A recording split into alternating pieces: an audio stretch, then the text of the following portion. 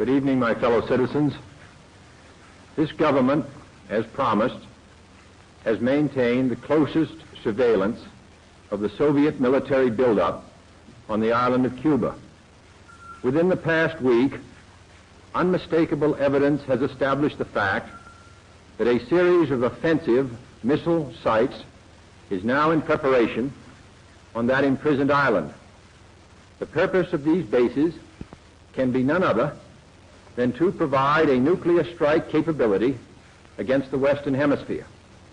Only last Thursday, as evidence of this rapid offensive buildup was already in my hand, Soviet Foreign Minister Gromyko told me in my office that he was instructed to make it clear once again, as he said his government had already done, that Soviet assistance to Cuba, and I quote, pursued solely the purpose of contributing to the defense capabilities of Cuba, unquote. That, and I quote him, training by Soviet specialists of Cuban nationals in handling defensive armaments was by no means offensive. And that if it were otherwise, Mr. Gromyko went on, the Soviet government would never become involved in rendering such assistance, unquote. That statement also was false. Acting, therefore, in the defense of our own security and of the entire Western Hemisphere, and under the authority entrusted to me by the Constitution, as endorsed by the resolution of the Congress, I have directed that the following initial steps be taken immediately. To halt this offensive buildup, a strict quarantine on all offensive military equipment under shipment to Cuba is being initiated. All ships of any kind bound for Cuba, from whatever nation or port, where they're found to contain cargoes of offensive weapons, be turned back.